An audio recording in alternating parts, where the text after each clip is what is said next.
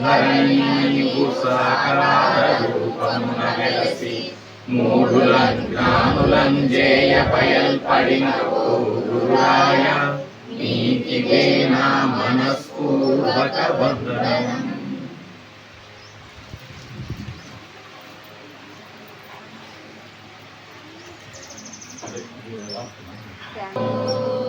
మంగళం గురుదేవాయ మహనీయ ప్రబోధాత్మనే సర్వలోక శరణ్యాయ సాధురూపాయ మంగళం.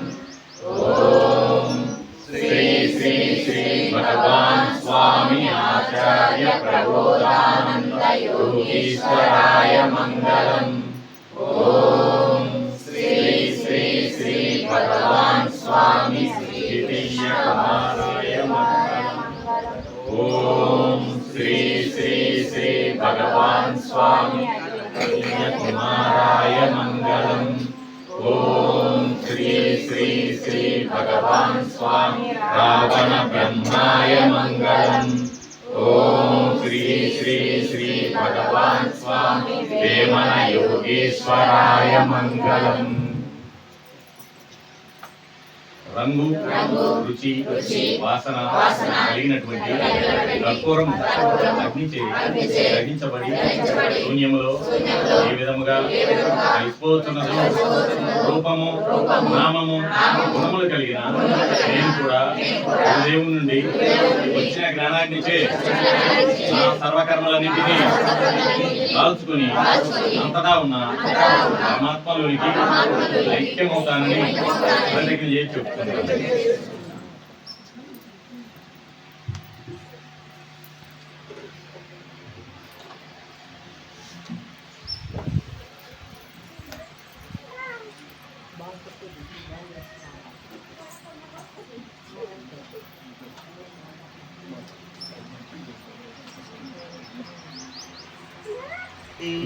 ఆధ్యాత్మిక సామ్రాజ్య చక్రవర్తికి, హిందూ జ్ఞాన ధర్మ ప్రదాతకు, సంచలనాత్మక రచయితకు, క్రైస్తాధికర్తకు, శ్రీకృష్ణ పరమాత్మకు, అద్వితీయ కుమారునికి, భగవాన్ రావణ బ్రహ్మ వారికి, వేమన వారికి, జై శ్రీ శ్రీ శ్రీ ఆచార్య ప్రబోధానంద వారికి.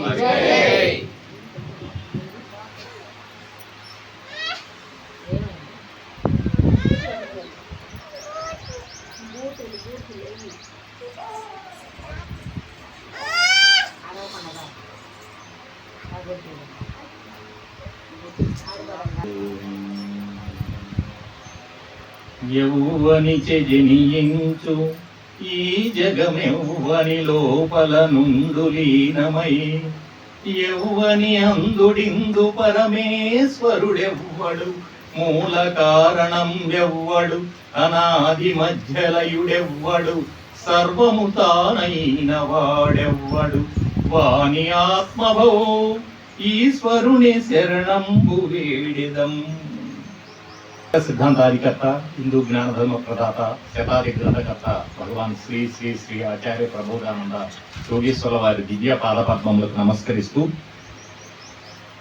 జగద్గురువు దేవదేవుని యొక్క దివ్య చరణారవిందము తలందాల్చి ఈరోజు ఈ హిందూ సాంప్రదాయబద్ధ జ్ఞానయుక్త అన్నప్రాసన కార్యక్రమానికి ఇచ్చేసినటువంటి జ్ఞానులకి జ్ఞాన జిజ్ఞాసులందరికీ కూడా ముందుగా మా నమస్సుమాంజలి తెలియజేస్తున్నాం. హిందూ శ్రీ అయ్యప్ప మంగమ్మ భౌతిక కుమార్తె ప్రబోధిని అన్నప్రాసన కార్యక్రమం నిమిత్తం ఈరోజు మనం అందరం కూడా కలవడం జరిగింది. గురు కృప లేక ఏ ఒక్కటి కూడా జీవునికి లభించదు అని పెద్దల యొక్క వాక్యం. కావున ఆ దేవదేవుని అనుగ్రహం చేతనే ఈరోజు మన ఈ కార్యక్రమం జరుగుతూ ఉందని మరొకసారి గుర్తు చేసుకుంటూ అన్నప్రాసన కార్యక్రమాన్ని మనం అనేక సందర్భాల్లో కలవటం జరిగింది. అయినప్పటికీ ఏ కార్యక్రమం యొక్క జ్ఞాన పెద్దల యొక్క ఉద్దేశం పూర్వము సాంప్రదాయబద్ధంగా ఎందుకు పెద్దలు ఈ కార్యక్రమాన్ని నిర్వహింపచేశారు అని అంశాన్ని తెలుసుకొని ఆ తర్వాత ఆ కార్యక్రమాన్ని నిర్వహించినట్లయితే అది నిజమైన సాంప్రదాయబద్ధమైన కార్యక్రమం అవుతుంది. స్వామివారు అంటారు, మీరు ఏం చూస్తున్నారు, ఏం వింటున్నారు, అందులో అంతర్లీనంగా ఉన్నటువంటి ఆత్మ జ్ఞానాన్ని శోధించడానికి ప్రయత్నించండి. అప్పుడే మీకు దైవం వైపుకి ప్రయాణించడానికి ఆస్కారం ఏర్పడుతుంది. అంటే అజ్ఞానం అనే సంచిలో జ్ఞానం మూటగట్టబడి ఉంటుంది. కొన్ని కార్యక్రమాలు జ్ఞానులు పెట్టి ఉంటారా, ఇవన్నీ జ్ఞాన పెద్దల చేతనే నాడు ఏర్పరచబడి ఉండి ఉంటుందా అనే ప్రశ్న మనలాంటి వారికి కూడా వస్తూ ఉంటాయి. కానీ అందులో కూడా మనం తెలుసుకోవాల్సినటువంటి జ్ఞానం ఏమైనా ఉన్నదాన్ని దైవభావంతో మనం ఎత్తినట్లయితే దేవుడు తప్పకుండా మన బుద్ధికి అందులో ఉన్న వివరాన్ని తెలియజేస్తారు. అదేవిధంగా ఈరోజు నిర్వహించుకుంటున్న శ్రీ ప్రబోధిని పాపకి అన్నప్రాసన కార్యక్రమాన్ని బయట ధాన్య దీక్ష అని కూడా పలకటం వింటూ ఉన్నాం. గతంలో కూడా మనం చెప్పుకున్నాం. వారు ఏ ఉద్దేశంతో ధాన్య దీక్ష అని ఉంటారు అని అంటే, అప్పటి వరకు పాపకి తల్లి పాలతోటి పెరిగినటువంటి ఆ పాపకు అక్కడ నుంచి ఘన ఆహారాలని పరిచయం చేసేటువంటి మొదటి ప్రయత్నమే అనే ఉద్దేశంతో వాళ్ళు ఈ అన్నప్రాసన కార్యక్రమాన్ని, పల్లెటూరులో అయితే అన్నం ముట్టించుతా అని కూడా అంటారు. అంటే మొదటిసారి ఆ వండిన ఘన ఆహార పదార్థాన్ని పాపకు అందించేటువంటి ప్రక్రియ. దీన్ని దైవికంగానే అన్ని చోట్ల నిర్వహించుకుంటూ ఉన్నారు. జ్ఞానాన్ని గుర్తు చేసుకోకపోయినా జ్ఞానయుక్తంగానే ఈ కార్యక్రమాన్ని అయితే బయట జరుపుకోవటం మనం చూస్తూ ఉన్నాం. ఆ ప్రకారం చూసినట్లయితే ఇది ధన్య దీక్ష ఎప్పుడు అవుతుంది అని అంటే, బయట 6 నెలల కాలం వచ్చిన తర్వాత పాపకి, కొంతమంది అయితే 6 నెలల 6 రోజులకు చేయాలని, అది బాబుకైతే సరి మాసాల్లో చేయాలని, పాపకైతే బేసి మాసాల్లో చేయాలని కూడా బయట వాళ్ళు చెప్పుకున్నారు. ఈ సరి బేసి అనే దాంట్లో వాళ్ళ ఉద్దేశం ఏదైనప్పటికీ మనం చూసినట్లయితే మన తలలో 6 మంచి గుణాలు 6 చెడ్డ గుణాలు ఉన్నాయి. ఈ గుణాల వలననే మనిషికి పాపము లేక పుణ్యము అనేటువంటి కర్మ అనేది లభిస్తూ ఉంది. ఈ మంచి గుణాలు 6, చెడ్డ గుణాలు 6లో సరి సంఖ్య బేసి సంఖ్య గుణాలను మనం చూసినట్లయితే, కామ, క్రోధ, లోభ, మోహ, మద, మత్సరము అనే వాటిలో ఆశా గుణం ఎవరికి ఎక్కువగా ఉంటుంది? పురుషులకా స్త్రీలకా? ఇక్కడ ఆడవాళ్ళు అంటున్నారు, అక్కడ మగవాళ్ళు అంటున్నారు. ఎవరికి ఎక్కువగా ఉంటుంది? స్త్రీలకి ఎక్కువగా ఉంటుంది. ఎంతమంది అంటారు ఆ మాటని? ఒక 5 చేతులు 6 చేతులు వేసినాయి. సరే, పురుషులకి అనేవాళ్ళు ఎంతమంది ఉన్నారు?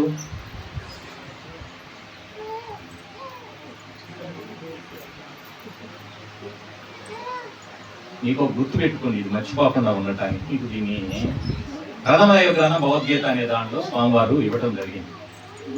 దీన్ని అనేక విధాలుగా మనకి అక్కడ ఆ సందర్భం తీసుకొని స్వామివారు చెప్పినప్పటికీ మీకు ప్రతి అంశాన్ని అనేక కోణాల్లో చూస్తే అర్థమైంది. పెళ్లి సమయంలో పెళ్లి కుమారుడు పెళ్లి కుమార్తె అనే వారికి బాబుకి కుడి బొగ్గ మీద, పాపకి ఎడమ బొగ్గ మీద, చెంప మీద బొట్టు పెట్టి చూపిస్తున్నారు. మత్సని ఏర్పరిచి చూపిస్తున్నారు.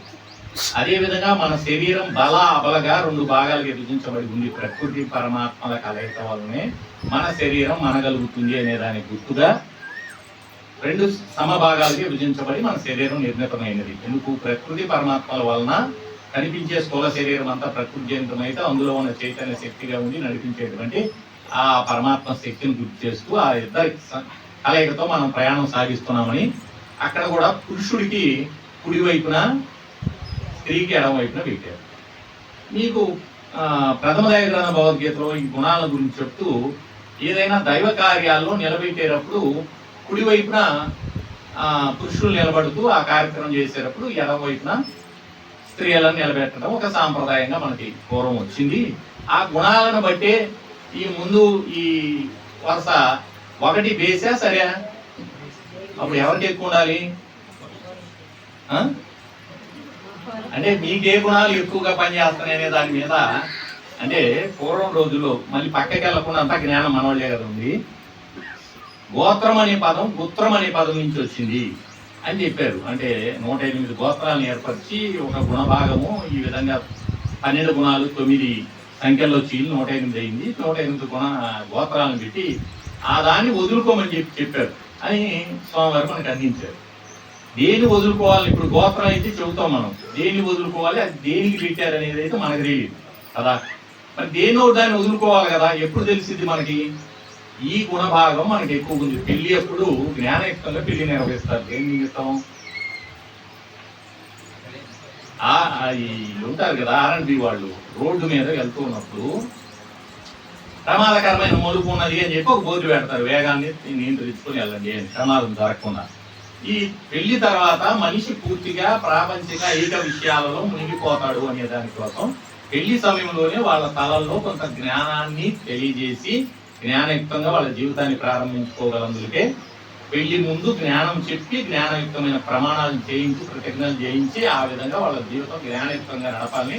ఆ తర్వాత ప్రపంచంలో ఉన్నప్పటికీ వాడికి దైవ జ్ఞానం తలలో ఉండటం వల్ల ఆ ప్రపంచ కార్యాల ద్వారా వచ్చేటువంటి కర్మాత్మకాన్ని కర్మ బ్రహ్మ భక్తి యోగాల్లో ఉండగలుగుతాడని పెళ్లి యొక్క జ్ఞానం చెప్పాడు. అంతకన్నా సూత్రం అయితే ఏం లేదు. జ్ఞానయుక్తమైన పెళ్లి యొక్క ఉద్దేశం ఏమిటి? ఇక్కడ నుంచి ఇంకా వాడు మునిగిపోతాడు ప్రపంచంలో. అప్పుడు దాకన్నా ఆడపాటలతో చదువు సంజలతో తిరిగిన వాడు ఇక నా భార్య, నా పిల్లలు, నా కుటుంబం, నా సంపాదన, ఈ గుణాల మధ్యలో మోహము, ఈ ఆశ, ఇవన్నీ పనిచేసి వాడు ఇంకా కర్మను ఎక్కువ సంపాదించుకుంటాడేమో అని చెప్పి ముందుగా ఏర్పరిచేది ఉపనయన ఉపదేశాలు కూడా ఇప్పుడు దాకా జరగకపోతే మొదటి ఉపనయన ఉపదేశాలుగా అక్షంతలేసు జ్ఞానం చెప్పు ఏదో విధంగా వాళ్ళని దైవం వైపు చేరుస్తారు. అవును కదా.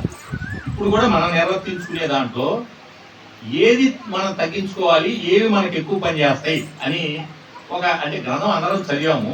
1, 2 అనుకోండి. కుడివైపున అబ్బాయి నిలబడుతున్నాడు, ఎడమ వైపున అమ్మాయి నిలబడుతున్నప్పుడు బేస్ సంఖ్య ఎవరికి అబ్బాయికి అవుతుంది కదా, సరి సంఖ్య అమ్మాయికి అవుతుంది. ఇది గుర్తుపెట్టుకోండి. ఇంకా 1, 2 ఈ వైపు పొగ మీదే పెడతారు, లేదా కుడివైపే బల అన్నారు, ఎడమ వైపే అబల అన్నారు. ఇటు నుంచి చెప్పినా స్వామివారు అటు నుంచి చెప్పినా సూత్రం అయితే ఒకటే. అది మంచి గుణాలకు కానీ చెడ్డ గుణాలకు కానీ బేసి సంఖ్య గుణాలు అబ్బాయికి అంటే పురుషుల్లో బేసి సంఖ్య 1, బేసి సంఖ్య కామము, క్రోధము, లోభము, మదము, మత్సరము అన్నారు కదా. మత్సరం ఎవరికి ఎక్కువ ఉంటుంది? లేడీస్కి ఎక్కువ ఉంటుంది, మగవాళ్ళకి తక్కువ ఉంటుంది. అంతేనా? సరే. దాన, దయ, ఔదార్య, వైరాగ్య, వినయ, ప్రేమ ఎవరికి ఎక్కువ ఉంటుంది? లేడీస్కి ఎక్కువ ఉంటుంది. అంతే కదా. దాన గుణం ఎవరికి ఎక్కువ ఉంటుంది? దయా గుణం, వాళ్ళకి మంచి గుణాలు చాలా ఉన్నాయి. ఔదార్యము ఉంటది, ఎవడని ఇవ్వకపోయినా ఇచ్చిన పోనీలు ఇవ్వబడినాయి అంటాం, వాళ్ళు అట్ట వదిలిపెట్టుకోవాలి పరిస్థితి అని అంటారు వాళ్ళు. అదే కదా జీవితం మన సాగుతూ ఉంది. అట్లా పోల్చుకొని చూసుకున్నా మనకి మొత్తం గుర్తుంటది. సరే, మనకి సరి సంఖ్య బేస్ సంఖ్య అయితే ఏదో 6 నెలల 6 రోజులు తెలుగులో వచ్చినాయి అన్నారు వెంకటేశ్వర గారు. మళ్ళీ ఈ తెలుగులో రావటం ఏందో, ఇంగ్లీష్లో రాకపోవటం ఏందో, ఈ గోళం తెలియదు కానీ 6 నెలల 5 రోజులు పెట్టిస్తే మళ్ళీ ఈ రామాయణం ఏదో ఉంటది మీకు, ఈ రామాయణం అతుక్కోకుండా మనకి అసలు గుర్తు చేసుకుందామని దేవుని ఉద్దేశం అనుకున్నాంలే సరేనా. సరే, ఎటు నుంచి ఆలోచించినా మనకి దైవయుక్తంగా ఈ కార్యక్రమం జరుగుతూ ఉంది. ఇందులో ఉద్దేశం ఏమిటి అంటే, ఒక పాప ఆడవారికి చేసేటువంటి కార్యక్రమాల్లో పెళ్లి, పేరంటము ఈ రెండు కూడా అందరికీ చేయొచ్చు. కానీ శ్రీమతం అనేది జ్ఞానులకు మాత్రమే చేయమని చెప్పారు. ఎందుకని? జ్ఞానులు మాత్రమే జ్ఞానయుక్తంగా పెంచగలరు పిల్లల్ని. అలా అమ్మగారికి ఆ ఒళ్ళో పెరుగుతుంది కదా పాప, ఆయనకు కూడా వాళ్ళిద్దరు కూర్చోబెట్టి ఆ తూర్పు తిప్పి ఆ ఒళ్ళో కూర్చున్న పాపకి ఆ మేనమానం చేత 3 సార్లు జ్ఞానం చేత ముట్టెత్తాం, అది అయిపోతుంది. ఇక్కడ నా ఒడిలో పెంచే పాపల్ని జ్ఞానయుక్తంగా బిడ్డల్ని పెంచుతాను అని చెప్పి పెళ్లినాడు ప్రతిజ్ఞ చేసి వచ్చింది ఈ పాప. అవును కదా. ఆ ప్రతిజ్ఞ ప్రకారం ఏం చేయాలి? మళ్ళీ శ్రీమతంలో కూడా ఏం కోరుకోవడం జరిగింది? జ్ఞానులు అందరూ అటెండ్ అయ్యి కృష్ణాష్టమికి ఏదో కలిసి ఏదో అమ్మాయికి అక్షంతలు వేసి ఏం కోరారు? జ్ఞానాభివృద్ధి రస్తు అని. నీ గర్భం జరించిన బిడ్డలు యోగ మార్గంలో తప్పిపోయిన జ్ఞానయుక్తమైన మార్గంలో పూర్తిగా సంపూర్ణత్వం పొందనటువంటి వారే జన్మించి జ్ఞానులే పుట్టాలి అని కోరుకున్నారు. వీళ్ళంతా వింటారు. మరి జ్ఞానాన్ని నేను పెంచుతామంటే మళ్ళీ 5 విషయాలు మనల్ని కొంచెం మునిగిపోతాయి. అందుకే కోడికట్టు తీయంలో 5 ప్రపంచ విషయాలు, చిన్న బొమ్మ, ఒక చిన్న అర్థము, కొన్ని వేసి ఆ తాంబూలాలు పాడు బీడేసి వాటన్నిటిని మునిగిపోయేలాగా పోసారు బియ్యం. ఎందుకు?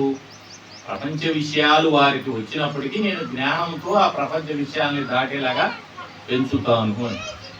ఇక్కడ ఉన్న జ్ఞానులు అందరూ ఈ విషయాన్ని గుర్తుపెట్టుకుంటే, అంటే పెద్ద వయసు వాళ్ళు ఉన్నాం, అప్పుడు పిల్లలప్పుడు మరి మాకు అన్నప్రాసన ఇవన్నీ జ్ఞానయుక్తం జరగలేదు, లేకపోతే శ్రీమాతం జ్ఞానయుక్తం జరగలేదు, మా పెళ్ళే జ్ఞానయుక్తం జరగలేదు అంటే ఎప్పుడు కూడా ఒక ప్రతిజ్ఞ అనేది జ్ఞానం తెలిసిన తర్వాత ఇంకా ఆచరిస్తాం మనం. సరే జ్ఞానం అప్పుడు మనకు తెలియదు, ప్రపంచ విధానంలోనే పెళ్ళయింది అనుకుందాం. ఇప్పుడు మళ్ళా మనం ఏం చేయాలి? అది గుర్తుపెట్టుకుని పిల్లల్ని జ్ఞానులుగా పెంచడానికి, జ్ఞానాన్ని జ్ఞప్తికి తెచ్చే వాళ్ళలాగా పెంచడానికి ప్రయత్నం చేయాలి. చేస్తున్నామా? అంటే రెండు జ్ఞానాలు ఉంటాయి, ఒకటి వాచా జ్ఞానము, రెండు ఆచరణ జ్ఞానం. మనం ఆచరణ జ్ఞానంలో స్వామివారు ఎప్పుడు చెప్తారు ఏమంటే, జ్ఞానం తెలుసుకోవడం 10%, దాన్ని ఆచరించడం 90 పాళ్ళు కష్టము అని. మనం ఆచరణీయమైన జ్ఞానాన్ని మనం స్వామివారు చెప్పిన ప్రతి మాటని శిరోధారిని భావించి, ఓహో ఆ రోజు నేను ప్రతిజ్ఞ చేశాను, సరే మరి బియ్యం కట్టారు కదా, ఎవరికి కట్టుకొని పెళ్లి చేసుకొని వచ్చిన వాళ్ళు ఎవరు ఉన్నారా? అది తెలిసినా తెలియకపోయినా దేవుడు ఏం చేశాడు, సాంప్రదాయబద్ధంగా పెట్టాడు. కానీ పెంచడంలో అప్పుడు మన జ్ఞానం ఇదంతా కావాలి, ప్రపంచం తెలివిగా బతుకు, బాగా సంపాదించుకో, బాగా చదువుకో, బాగా దాచిపెట్టుకో, ఇది చెప్పుండొచ్చు. అంతా తెలిసి తెలియని వయసులో నీతి న్యాయం కూడా చెప్పుండొచ్చు. మంచిగా చెప్తారు, తల్లి ఎప్పుడు మంచిగా కోరుతుంది. కాకపోతే ఏం చెప్పారు స్వామివారు? పురుషార్థాలను చెబుతున్నప్పుడు తండ్రి ద్వారా ఏమొస్తుంది? దానం వస్తుంది. తల్లి ద్వారా ఆశ గుణం వస్తుంది. పురుషార్థాలు గుర్తున్నాయా? తల్లి, తండ్రి, గురువు, దైవం, కామ్యార్థ ధర్మోక్షాలు అంటారు. కామార్థ ధర్మోక్షాల వాళ్ళు ఏం చెప్తున్నారు? ధర్మార్థ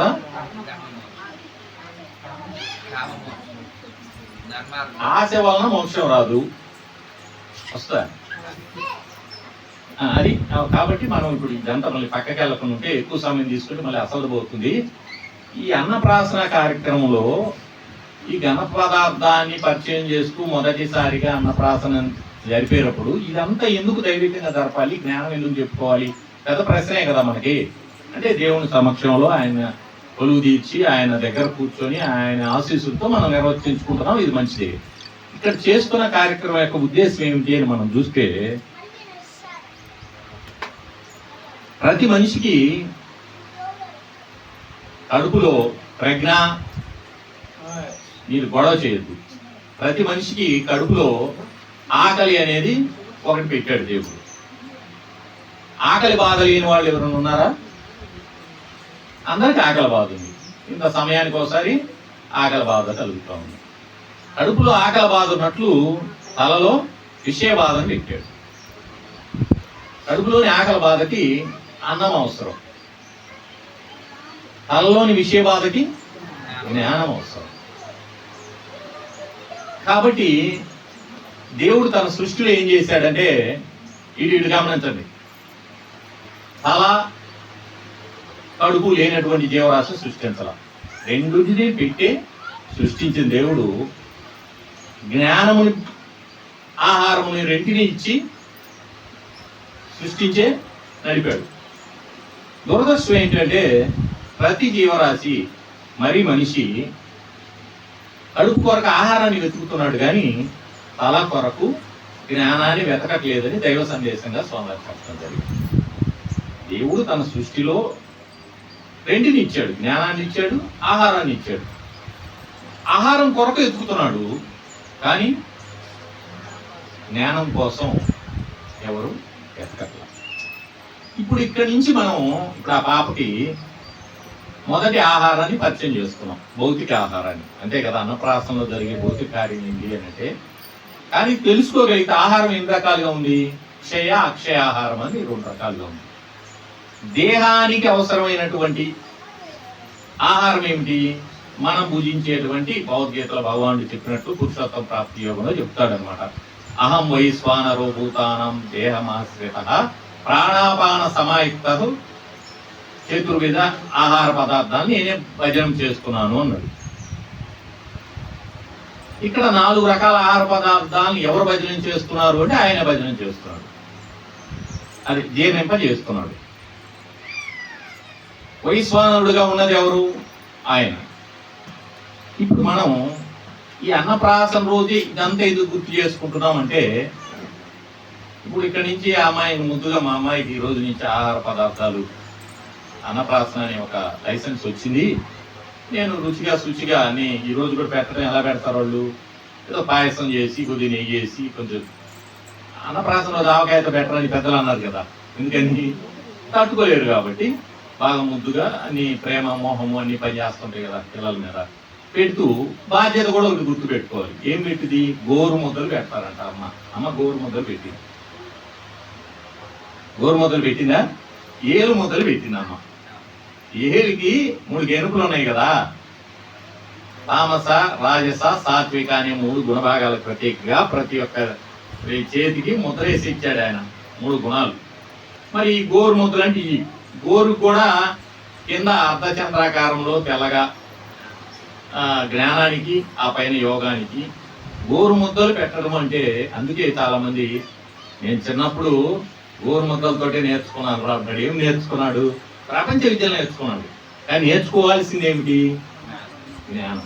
అంటే తల్లి చేయాల్సిన పని ఏంటి? అటు భౌతిక ఆహారంతో పాటు అభౌతికమైన దైవ జ్ఞానాన్ని తలలోకి చేర్చాల్సినటువంటి బాధ్యత కూడా ఉంది అని వాళ్ళకు గుర్తు చేస్తూ ఈ కార్యక్రమాన్ని చేయటమే నిజమైనటువంటి అన్నప్రాసన యొక్క అర్థం. ఎందుకంటే జీవుని యొక్క దైవారాధనకు శరీర పోషణకు 2 రకాల యజ్ఞములు జరుగుతున్నవి అని చెప్పి దైవ సందేశంలో తెలుస్తుంది. ఒకటి ద్రవ్య యజ్ఞమని, రెండో దాన్ని జ్ఞాన యజ్ఞమని దేవుడు చెప్పాడు భగవద్గీతలో. ద్రవ్య యజ్ఞము జ్ఞాన యజ్ఞములకి రెంటికి వేదిక ఏమిటి అంటే మన శరీరం.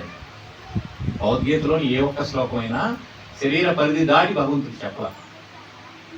శ్రేయాన్ ద్రవ్యమయజ్ఞాత్ జ్ఞానయజ్ఞ పరంతప సర్వం కర్మాచలం పార్థ జ్ఞానేన పరిసమాప్యతే అన్నాడు. తెలుగులో చెప్పుకుంటే, అర్జున నీలో జరిగేటువంటి 2 యజ్ఞాలలో ద్రవ్య యజ్ఞము కన్నా జ్ఞాన యజ్ఞము శ్రేష్టమైనది. జ్ఞాన యజ్ఞము ద్వారా సర్వకర్మలు కూడా కాలిపోతున్నాయా అని చెప్పాడు. కాబట్టి శ్రేష్టమైనది ఏది? జ్ఞానయజ్ఞం.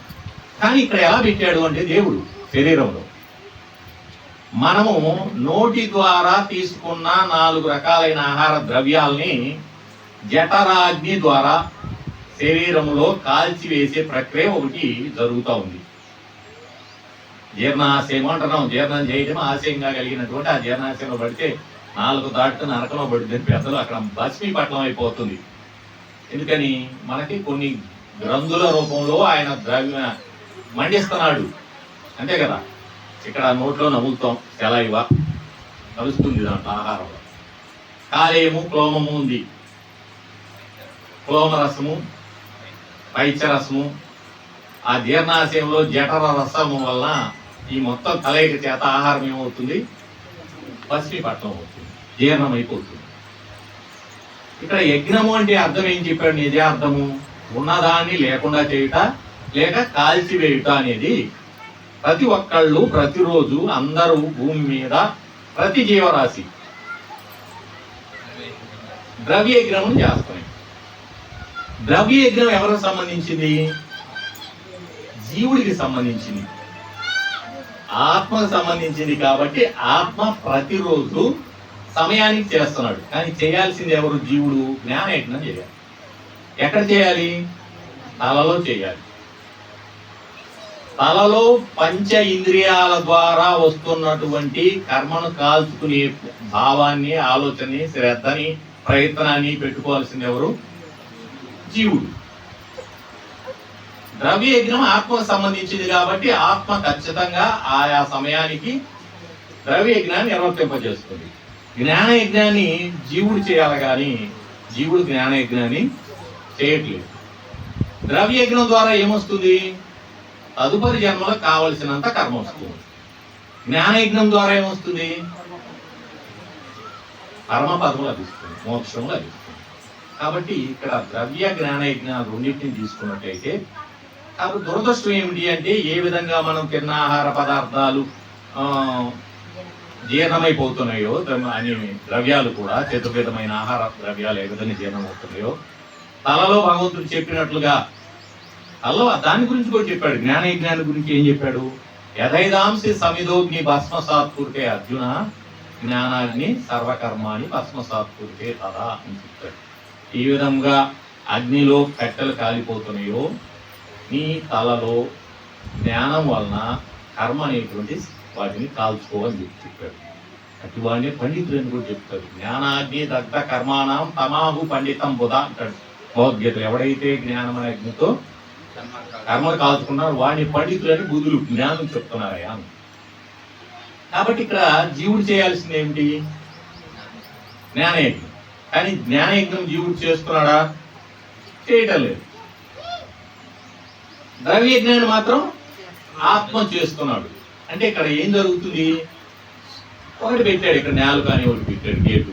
దేవుడు కూడా ఆయన ఆట ఆయన అన్ని రకాలుగా ఆడాడు. దానికి రుచి గులికలు అనేవి పెట్టాడు. రకరకాల రుచులని చూపించడానికి ఆ గ్రాహ్యత గులికలు స్వామివారు చెబుతారు. కొన్ని జీవరాశులు ఇప్పుడు మనకి బలి ఉంది, లేకపోతే మొసలి ఉంది, ఆపగా మింగేయటమే కానీ దానికి రుచి పసి అన్ని గులికలు లేవు. లేకపోతే కొన్ని వాళ్ళు ఎవరు ఫామ్ పెట్టుకున్నారు. అలాంటి జీవరాశుల్లో వాటికి అంత మనన్ని రుచి గులికలు లేవు కాబట్టి అది ఏదో ఒకటి తింటది. కానీ మనకి రుచి గులికలు ఎక్కువ పెట్టాడు దేవుడు. దీనివల్ల ఏమవుతుంది? మనం ఆ స్వీట్ షాప్లోకి వెళ్ళి ఎన్ని రకాలు ఏమవుతుంది? మనకి కేవలము ఆహారము బ్రతకడం కోసమే అయితే ప్రభువారు కూడా అదే చెప్పారు. ఏమని? క్షయమైన ఆహారం కొరకు నా వద్దకు రావద్దు, అక్షయమైన ఆహారం కొరకే రండి స్వత చెప్పాడు ఆయన. నోట పడున దాని వలన కాకుండా నోటి నుండి వచ్చు దాని వల్లనే మనుషుడు అపవిత్రుడవుతున్నాడు. నోట పడున్నది, ఆ తర్వాత బహిర్భూమి విసర్జించబడుతుంది. నోటి నుండి వచ్చింది మాత్రం మనకి పాపాన్ని తెచ్చిపెడుతుంది, జాగ్రత్త అని అనేకసార్లు హెచ్చరించాడు. బయట ఉపవాసాలు కాదురా నాయన, మీరు లోపల ఒక ఉపవాసం ఉందని కూడా చెప్పాడు ఆయన. మనకి అసలు ఉపవాసం అంటేనే లోపల ఆయనతో వాసం చేయడం. మన పరిధి దాటి బయటికి రావటం వలన, శరీర పరిధి దాటి మనకి దైవ గ్రంథాలు అర్థం కాకపోవటం వలన ఇప్పుడు మనం అన్నప్రాసన అందరం చేస్తున్నాం. ఈ అన్నప్రాసన యొక్క కాన్సెప్ట్ ఏమిటి? చందమామ రావే, జాబిలి రావేనంట వాళ్ళ అమ్మ ఎన్నెల్లో కూర్చోబెట్టి చందమామను చూపించి అప్పుడు గోరుముద్దలు పెట్టిందంట. ఎన్నెల్లోనే ఎందుకు కూర్చోవాలి? చందమామనే ఎందుకు ఆమె పాడాల్సి వచ్చింది? నేను ఒక్కసారి ఆలోచిస్తే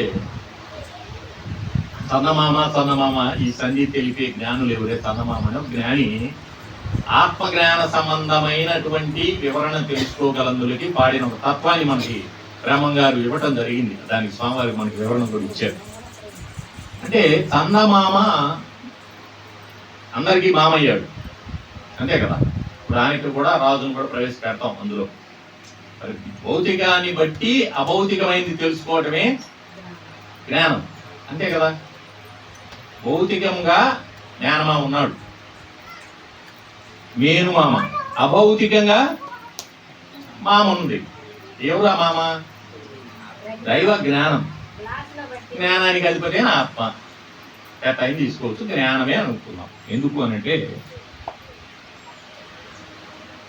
ఈ భూమి మీద ప్రతి జీవరాశికి ఆకలి అనేది పెట్టాడు. కానీ స్వామివారు దైవ సందేశాలుగా ప్రభు తరంగాల్లో ఒక వాక్యంలో చెప్తారు. ఏమనంటే, మనిషిని తన వైపు లాగుకొనుటకు మాయకు మొదటి ఆయుధం ఆకలి. ఈ ఆకలి వలననే జ్ఞాని గాని, అజ్ఞాని గాని, బీదవాడు గాని, ధనికుడు గాని ఈ ప్రపంచంలో ఏదైనా చేస్తూ ఉన్నాడు. ఆకలి లేకపోతే చేస్తాడు అసలు. అంటే ఆకలి మళ్ళా తీసుకుంటే మళ్ళా రెండు రకాలు ఉంది. స్థూలమైన ఇక్కడ ఒక ఆకలి ఉంది, గుణాలతో కూడిన ఒక ఆకలి ఉంది. మళ్ళీ అది తీరని ఆకలి అయింది. ఇప్పుడు మనం చూస్తున్నాం నీచికేయాల్లో ఎన్ని వచ్చినా ఇంకా అది తీరదు, ఇంకా రావాలి. ఆశ గుణం కూడా ఒక ఆకలి కదా. ఆ గుణాలు ఎలాంటి హెచ్చించబడతాయి. గుణము అంటే గుణించబడేది 2 2 4 2 3 6 గుణించబడేది అని చెప్పారు ఆయన. కాబట్టి తలలో ఆ గుణం కాకుండా కడుపులో కూడా ఒక ఆకలి పెట్టాడు. మనిషిని తన వైపు లాగుకొనుటకు మాయకు దేవుడు ఇచ్చిన రెండో ఆయుధం. మాయకు ఉన్నటువంటి ఆయుధం ఏమిటి? ఆలోచన.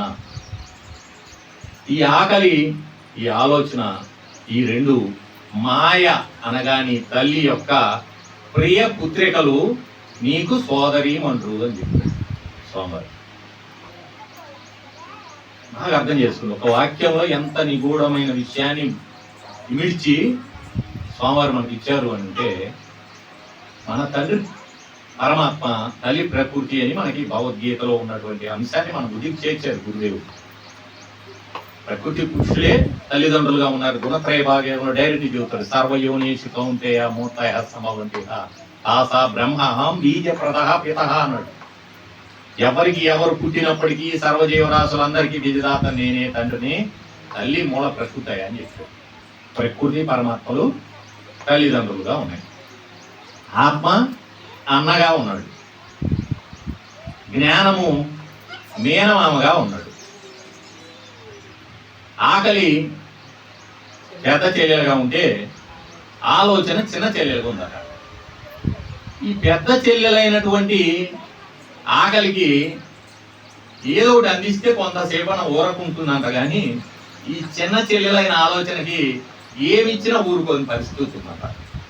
నీ చెల్లెల్ని ఓదార్చే స్తోమత కానీ, స్థాయి కానీ, ఓదార్చగలిగిన స్థితి కానీ నీ మామైన జ్ఞానమునికే ఉన్నది. కాబట్టి ఆయనతో చెప్పుకో అంటారు.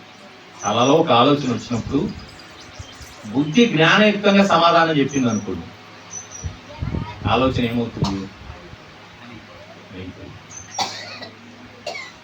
ఆలోచన జ్ఞానయుక్తంగా వచ్చిన ఆలోచనకి, ఆ గుణానికి జ్ఞానయుక్తమైన సమాధానం చెప్పగలిగిన బుద్ధి స్తోమత లేదనుకోండి, అది గుణించబడితే, హెచ్చించబడితే అంత దూరమైనది.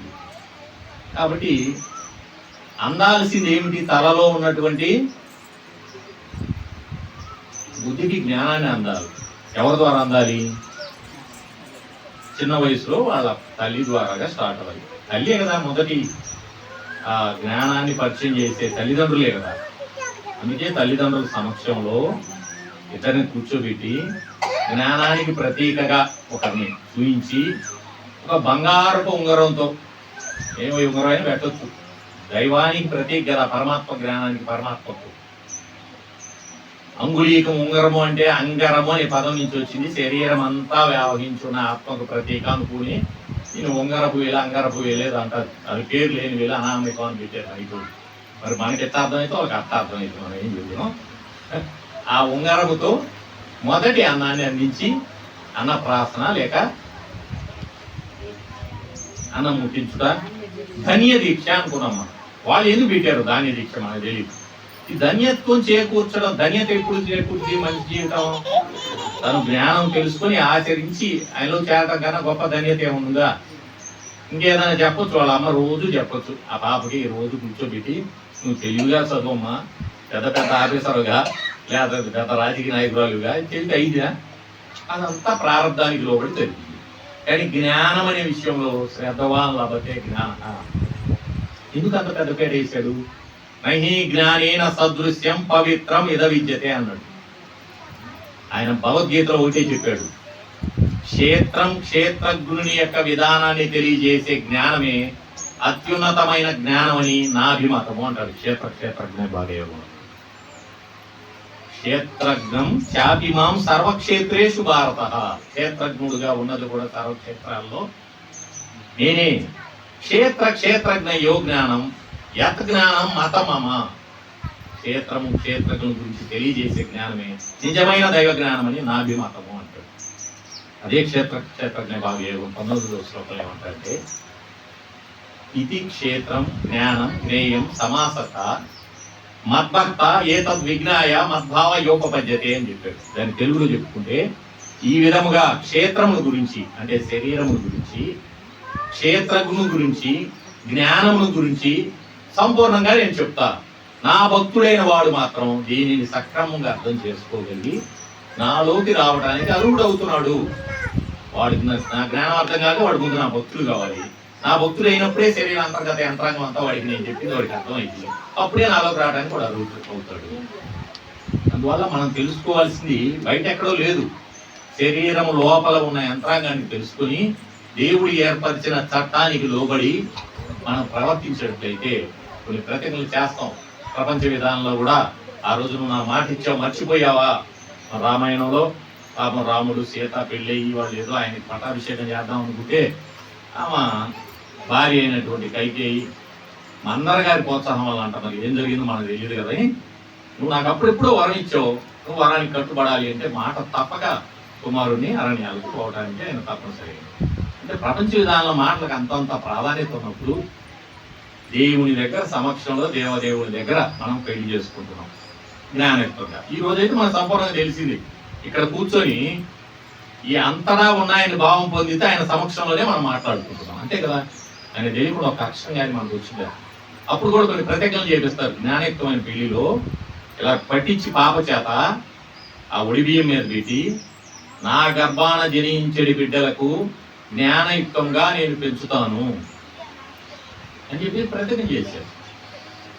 ఆ అబ్బాయి కూడా ప్రతిజ్ఞ చేశాడు. అంత ముడి బియ్యం పెట్టుకుని పెద్దలు చెప్పిన జ్ఞానాన్ని తల్లో దాల్చి ఈ ప్రపంచ విషయాల్లో నడిచేటువంటి నేను జ్ఞానయుక్తంగా ఉండి కర్మయోగిగా వాటిని దాడతాను అని చెప్పి ముడి బియ్యం జ్ఞానం అనే ఖడ్గంతో నా అజ్ఞానపు సంశయాలను నరికేసుకుంటాను, ఖడ్గం కూడా పెట్టి ప్రమాణం చేశాడు. పట్టుకుని షో చేయడం కాకుండా అక్కడ ప్రతిజ్ఞ చెప్పాలి, ప్రతిజ్ఞ చెప్పాలి. వాడు ఏం చెప్పాడు మనకైతే సోమవారం డైరెక్ట్గా చెప్పారు.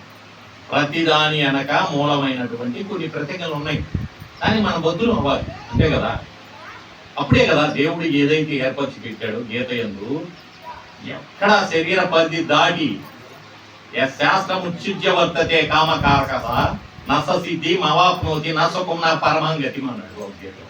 ఎవడైతే శాస్త్ర ప్రామాణికను వదిలివేసి ఆశయాగుణంతో బాహ్యంగా వెళ్ళిన వాడు నన్ను పొందలేడు, ఎప్పటికీ నా యొక్క పరంపదాన్ని అందజాలదు, ఇహమనందు సుఖము నింపారుదాలడు. ఎందుకని ఎప్పుడు అతను ప్రాపంచిక రామాలక్ష్మి చాలా రోజుల తర్వాత మా అందరిలో దా ఏం చేస్తున్నారు మా మూలాలు గారు అంటే ఇక్కడ కూడా సుఖం ఉండదు అన్నాడు. ఎందుకని నిజంగా చెప్తున్నాం, దేవుడు ఇచ్చిన జ్ఞానం తల్లో లేని ఏ వ్యక్తి సుఖం ఉండలేదు, అన్నీ సంశయాలే. ఒకటి జరిగింది, ఒక కష్టం వచ్చింది, కుంగిపోతున్నాడు. ఎందుకని ఇది నా ప్రారంధానుసారం వచ్చింది, గత జన్మలో నేనేం చేసుకొని ఉంటే దేవుడు ఇప్పుడు నా అనుభవంలోకి తెచ్చాడు.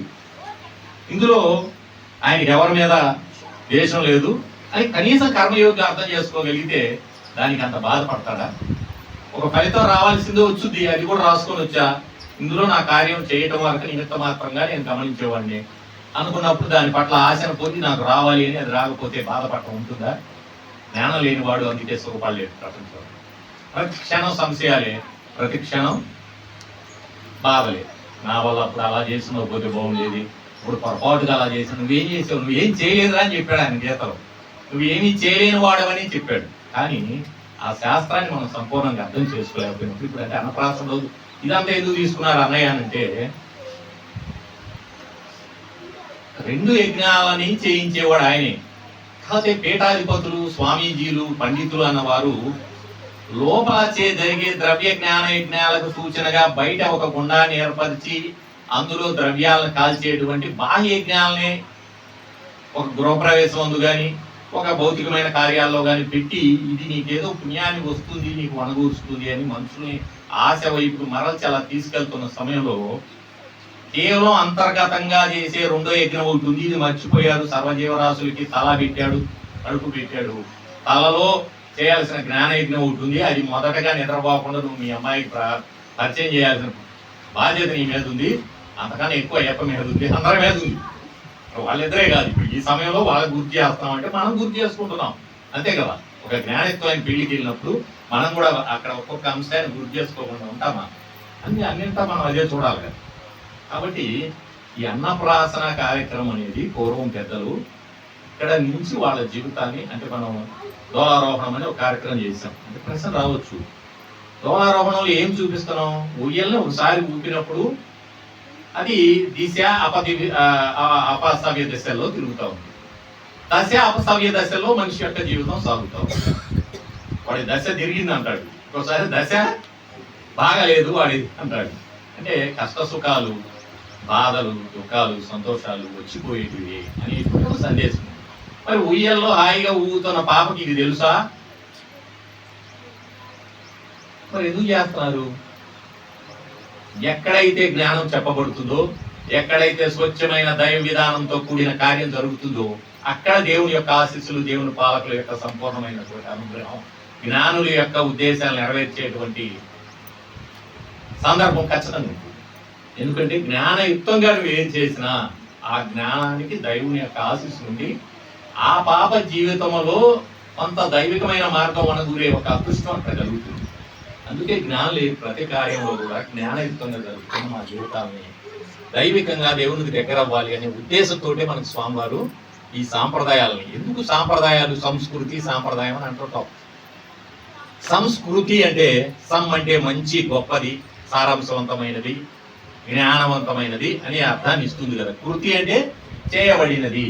నిజమైన సంస్కృతి ఏమిటి అని మనం కనుక తెలుసుకోగలిగితే, దేవుని చేత నిర్మితమైనది, అందరికీ సమముగా ఉన్నది, నవద్వారపురమై వెలుగొందుతున్న మన శరీరాలే నిజమైనటువంటి దేవుని చేత చేయబడిన సంస్కృతి. ఈ సంస్కృతిలో ఈ శరీరం లోపల ఉన్న జీవుడు జ్ఞానయుక్తమైన ఆచరణలు చేస్తే అవి సాంప్రదాయాలు. అంటే సాంప్రదాయాలు స్థూలము, సంస్కృతి సూక్ష్మం. స్థూలము సూక్ష్మాన్ని ఆధారం చేసుకుని ఉంది. అంటే దాని వెనక కల్పించే ఒక కార్యం ఉంది. అన్నప్రాసన కార్యక్రమం ఆ సాంప్రదాయం అని అంటున్నాం, మంచిది.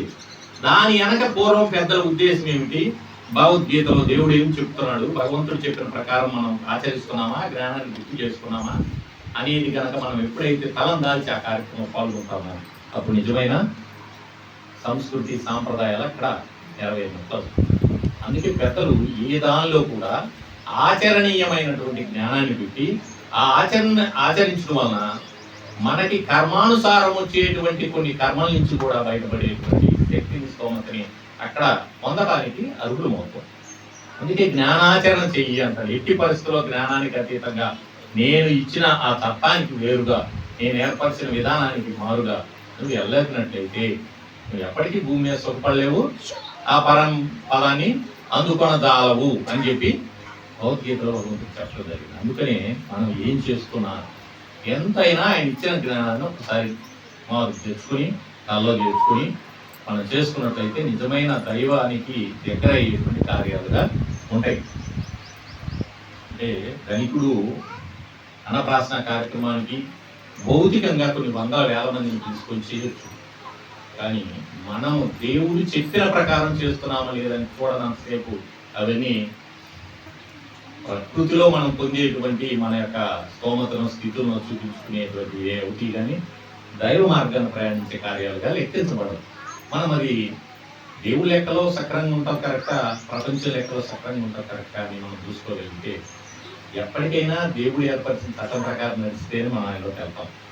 అందువలన ఈరోజు మనం ఇక్కడ మేనమామ చేత కూడా ఎందుకు పెట్టిస్తున్నారు అనేక సార్లు చెప్పుకున్నాం. మనం ఏం చెప్పుకున్నాం, ప్రకృతి పరమాత్మలు తల్లిదండ్రులుగా ఉంటే ఆ ప్రకృతిలోంచే శబ్ద రూపంలో జ్ఞానం పుడుతూ ఉంది. భగవానుడు తన చేతిలో ఒక మురళిని పెట్టి ఆ మురళికి కూడా 9 రంధ్రాలను చూపించి దాన్ని శబ్ద రూపంలో ఆయన శ్రావ్యంగా వాయించి చూపించాడు. ఆయన చేతిలో మురళికి 9 రంధ్రాలు ఉన్నాయి, అవి మన శరీరాలకి ప్రతీక. ఆయన దానిలో సంగీతాన్ని గుర్తించాడు. అంటే ప్రతి వ్యక్తికి ఒక గురువు అవసరమని, గురువు ద్వారా వచ్చే జ్ఞానం వల్లనే అజ్ఞానం అనేది పూర్తిగా పోయి కర్మ నిశేషమయ్యి ప్రకృతిలో మళ్ళీ కలిసిపోతున్నాడు పరమాత్మలో, అంతరా ఉన్న ఆయనలో. అందుకే ఆయన చేసిన శబ్దం కూడా కొంత దూరము ఈ ప్రకృతిలో ప్రయాణించి లయం చెందుతూ ఉంది. అంటే జ్ఞానం ద్వారా శబ్దం ఎక్కడ పుట్టింది, ప్రకృతిలోనే పుట్టింది. ప్రకృతిని అనుసరించి పుట్టింది కాబట్టి జ్ఞానాన్ని ప్రకృతికి సోదరుడుగా, మామగా చెప్పడమైంది. ఆ జ్ఞానానికి సూచనగా బ్రహ్మ విద్యా శాస్త్రం ప్రకారం కానీ, జ్యోతిష్య శాస్త్రం ప్రకారం కానీ, బ్రహ్మ విద్యా శాస్త్రమైన భగవద్గీతలో చాంద్రమానేన జ్యోతిర్యోగి ప్రాప్తి అని వర్తితే అంటాడు. అంటే గత జన్మలో సంపూర్ణంగా ముక్తిని, మోక్షాన్ని పొందలేని వ్యక్తి మరలా జన్మకి, అంటే ఉత్తరాయణ కాలం, శుక్లపక్షం, సూర్యరశ్మి కాక ఏదో ఒక తప్పిపోయి మరలా కనుక జన్మకు రావాల్సి వస్తే అటు వాడు చంద్ర తేజస్సుతో పౌర్ణమి చంద్రుడు ఏ విధంగా దినదినాభివృద్ధి చెందుతాడా ఆ విధంగా. అంటే చంద్రుడు జ్ఞానానికి సూచన, చంద్రుడిని జ్ఞానానికి ప్రతీక కాబట్టి ఆ చంద్రుడిని అందరూ ఏమంటున్నారు, చందమామ అంటున్నారు. అందరికీ మామ చందమామ అయ్యాడు. ఎందుకయ్యాడు? ప్రకృతి పరమాత్మలు అందరికీ తల్లిదండ్రులే. పెళ్లి కొడుకు, పెళ్లి కూతురు అని చెప్పారు ఆ రోజు. ఎందుకని? అమ్మాయికి కానీ ఆ అబ్బాయికి కానీ ఈ భూమి మీద ఉన్న సర్వజీవరాశికి కానీ తల్లి ప్రకృతి, తండ్రి పరమాత్మ. ప్రకృతి పరమాత్మ తల్లిదండ్రులు అయినప్పుడు ఆ ప్రకృతిలోంచి పుట్టినటువంటి తల్లిని అనుజుడు అంటే ఏది? అమ్మకన్నా పెద్ద గాని చిన్న గాని అయినటువంటి మేనమామని అనుసరించి పుట్టినవాడు కాబట్టి జ్ఞానానికి కూడా ప్రకృతి నుంచి పుడుతుంది కాబట్టి అక్కడ మనకి మేనమామగా చెప్పడం జరిగింది. చంద్రుని గురించి చంద్రుడు జ్ఞానానికి అధిపతి, చంద్రుడి ద్వారాగా చంద్రుడి అనుగ్రహం లేక ఎవరికి కూడా జ్ఞానం అనేది లభించదు అని చెప్తూ జ్ఞానానికి ప్రతీక అయినటువంటి చంద్రుడిని మేనమామగా చెప్పి అందరికీ మామ చందమామ అని చెప్పి పూర్వం పెద్దలు ఏర్పరిచారు. లేకపోతే చందమామ మనకి మామ అయినప్పుడు మన భార్యకి బాబాయ్ పెదనా బా కాదు కదా. మరి ఎందుకు కాలేదంటే ప్రకృతి పరమాత్మ తల్లిదండ్రులు ఎలా అయ్యారు? చంద్రుడు కూడా జ్ఞానానికి ప్రతీకగా మనకి మామగా అయ్యాడు. ఈ శరీరానికి కూడా తల్లిని అనుసరించి పుట్టినటువంటి ఒక మామ ఉన్నాడు, మేను మామ. జ్ఞానమామ అంటున్నాం మనం. మేను అంటే శరీరం. శరీర తల్లిదండ్రులు అని ఎట్లా అయితే పలుకుతున్నాం? శరీర మామ. మామ అంటే జ్ఞానానికి అసలు అధిపతి ఎవరు? జ్ఞానం ఎవరి ద్వారా వస్తుంది అంటే ఆత్మ ద్వారాగానే వస్తుంది. అందువల్ల ఆత్మ మామగా కూడా చెప్పొచ్చు, అన్నగా కూడా చెప్పొచ్చు. ఇంకా జ్ఞానయుక్తంగా మనం అర్థం చేసుకోగలిగితే తండ్రిగా కూడా చెప్పొచ్చు. అంటే పరమాత్మ కదా అంటే ఇంకా మనం లోతుకెళ్ళి తెలుసుకోగలిగితే ఆ చరాచర ప్రకృతుల్లో అచర ప్రకృతి పరమాత్మ తాతగా అవ్వలుగా ఉంటే మనకి స్వామివారు మనకి తర్వాత జ్ఞానాన్ని అందించడం జరిగింది. సో ఇప్పుడు మనకి జ్ఞానమానం ద్వారా ఎందుకు పెట్టిస్తున్నారు? జ్ఞానానికి అధిపతి చంద్రుడు. చంద్రుడు మామని ఎలా అయితే అంటున్నామో మన తల్లిని అనుసరించి పుట్టినటువంటి ఈయన చూపించి ఆ వెనక మన ప్రకృతిని అనుసరించి పుట్టిన జ్ఞానాన్ని గుర్తు చేస్తూ ఎవరు వాదార్చగలరట? తల్లం ఉన్న నీ సహోదరి మనుల యొక్క తల్లం మరీ బాధంట. కడుపులో ఉన్న కాసేపు ఆకలిస్తే ఈ పెద్ద సోదరి కాసేపు కాముగా ఉంటదంట, పెద్ద చెల్లెలు. కానీ ఈ చెల్లెలు మాత్రం ఏమిచ్చినా ఊరుకోదు. ఆలోచన ఇందాక అనుకున్నాం కదా, ఆకలి ఆలోచన నీ ప్రియ సోదరి మనులు అని. కాబట్టి ఎవరు వాదార్చగలరు? జ్ఞానమే వాదార్చగలరు. ఆ జ్ఞానాన్ని గుర్తు చేస్తూ కొద్దిగా జ్ఞానాన్ని గడుపుతూ పరిచయం చేస్తూ ఆ బాధ్యత ఎవరెవరికి ఉంది? తల్లిదండ్రులు కూర్చుంటున్నారు, జ్ఞానమాన్ని చెబుతున్నారు. లేదా ఎవరో ఒక బోధకుడు ఉంటే ఆయన కూడా ఈ వివరం అంతా గుర్తు చేసి ఏదో ఒక విధంగా మళ్ళీ మనం అటు ఇటు అది అసలే ఎవరిది అంటే ఆయన దాన్ని మనం మళ్ళీ గుర్తు చేసుకుంటాం, అంతే కదా. ఆ ప్రక్రియ అంతా చేస్తూ ఇందులో జ్ఞానాన్ని విడిచి అన్నప్రాసన రోజు ఇంత తతంగాన్ని పెట్టడం జరిగింది. కాబట్టి అన్నప్రాసన కార్యక్రమం అనేది ప్రపంచ విషయాల్లాగా ఏదో ఒక ఆడంబరానికో ఒక మన యొక్క ఉన్నతత్వాన్ని చాటుకోవడానికి చేసేటువంటి క్రతువులా కాకుండా ఆ బిడ్డని జ్ఞానయుక్తంగా పెంచడంలో భౌతిక అభౌతికమైన ఆహార పదార్థాలు ఏది కడుపులో ద్రవ్యయజ్ఞం చేయటం అవుతుంది. స్వామివారు చెప్తారు ప్రతిదీ పెద్దలు జ్ఞానాన్ని చూడమని స్వామివారు చెప్పిన ప్రకారమే పలకటం జరుగుతుంది. ఆ పాప కొన్ని మాటలు వచ్చినాయి అనుకో, అమ్మ ఆకలి అవుతుందమ్మా, అమ్మ ఆకలి అవుతుంది అని. ఆకలి ఎక్కడ అవుతుంది? కడుపులో అవుతుంది. ఇందాక మనం అనుకున్నాం కదా, కడుపుని తల మీద రొట్టిని పెట్టాడు దేవుడు, ఆకలికి ఆహారాన్ని పెట్టాడు, తలలో విషయ బాధలకి జ్ఞానాన్ని పెట్టాడు.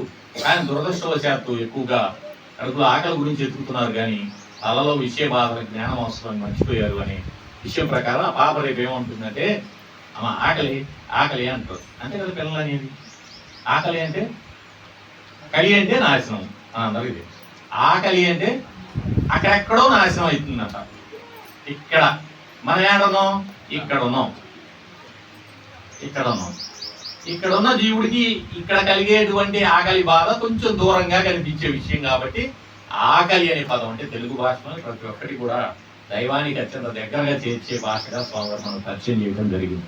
కాబట్టి ఇక్కడ కలిగే బాధ ఆకలి బాధ ఇక్కడ కూడా కలిగి ఉంది. ఇక్కడ కూడా నాశనం చేసుకోవాల్సింది ఏమిటి? మరి ఇక్కడ నాశనం చేసుకోవాలంటే మరి జ్ఞాన యజ్ఞం అన్నారు. యజ్ఞం అంటే ఉన్నదాన్ని లేకుండా చేయటం లేక కాల్చివేయటం అని చెప్పారు, అంతా బాగానే ఉంది. ఇక్కడ నాశనం చేసుకోవడం అంటే జ్ఞానాన్ని నాశనం చేసుకోవడం అయింది కదా, జ్ఞాన యజ్ఞము అంటే అనే ప్రశ్న కూడా వచ్చింది. కానీ జ్ఞానం ఎన్ని రకాలుగా ఉంది? 2 రకాలుగా ఉంది.